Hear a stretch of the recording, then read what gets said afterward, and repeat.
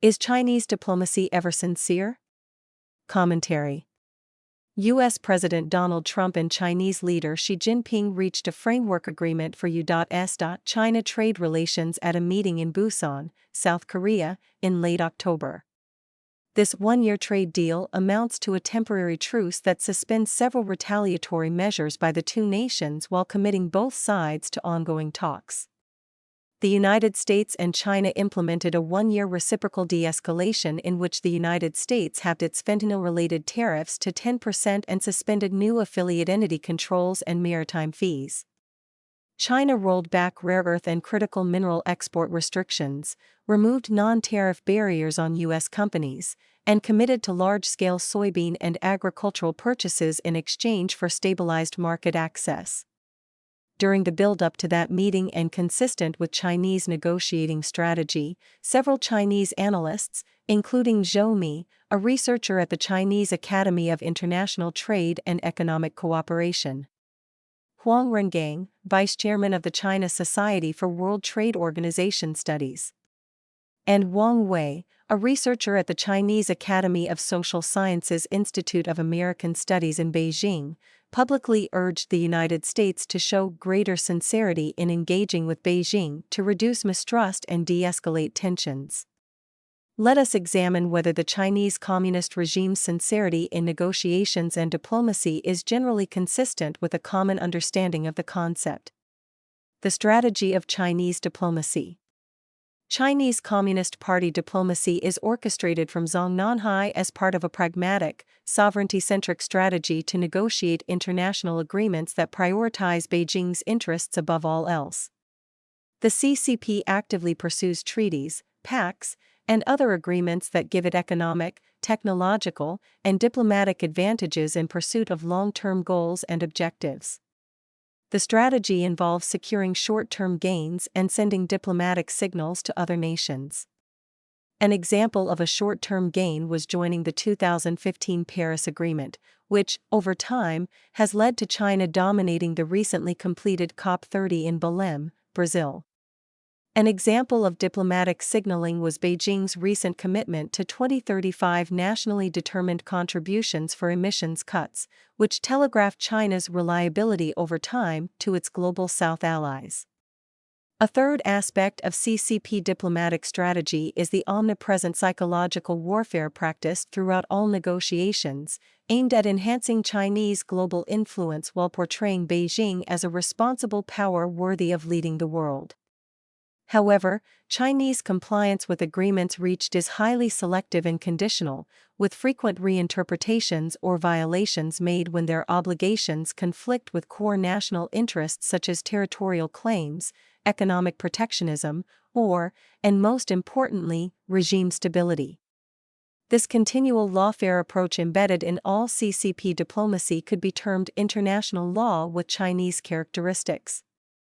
In short, CCP diplomatic strategy coupled with lawfare allows Beijing to exploit ambiguities, build parallel institutions that can replace international institutions in a future Chinese New World Order, and counter Western dominance within existing international institutions. Chinese diplomats probably frame this as fulfilling commitments responsibly while resisting hegemonic pressures. Strategic noncompliance. Beijing views all treaties as voluntary and not binding if they infringe on core interests, such as Uyghur pacification or the absorption of Taiwan. Many agreements reached with other countries are focused on countering perceived U.S. containment policies, including tariffs, alliances, and the use of international law. For example, in the South China Sea. Over the decades, Beijing has exhibited a pattern of strategic non-compliance with agreements, large and small, that erodes trust and prompts countermeasures such as sanctions and tariffs. The pattern involves China often adhering initially to a given agreement or treaty for goodwill purposes, followed by erosion over time of the agreed-upon provisions. A few examples are provided below. Exploitation of loopholes and asymmetries. This involves leveraging and stretching language ambiguities, such as developing nation status, to skirt outright violations. An example was the Chinese export of nuclear technology to Pakistan and Iran despite the 1985 U.S. China Nuclear Cooperation Agreement that precluded such behavior. Beijing rationalized that its status as a developing nation freed it from its obligations. Use of retaliatory or conditional breaches. The regime frequently ties its compliance to that of its partner as specified in agreements. If a partner creates what Beijing deems a dispute, China reserves the right to suspend compliance or withdraw from the agreement. An example was China's backtracking on the Phase 1 trade agreement during the first Trump administration, after the U.S. imposed tariffs. Bait and switch. This involves making a big public splash by agreeing to a major international treaty, only to use domestic Chinese laws and/or Chinese strategic imperatives to reinterpret and water down key provisions and constraints on Chinese behavior. An example was China meeting the various assurances stemming from the resolution of the South China Sea disputes in 2016, but then it began a campaign to militarize the disputed islands. Outright noncompliance. There are many other examples of China's failure to uphold its commitments under treaties and agreements. A few of the more prominent ones are listed below. The 2024 U.S. Section 301 investigation. This probe was initiated by the United States Trade Representative on October 24 to determine whether China has denied U.S. rights or benefits under the Phase 1 Economic and Trade Agreement, or if Chinese acts, policies, or practices violate or are inconsistent with the agreement's provisions. Specifically, official U.S. export data revealed significant Chinese shortfalls.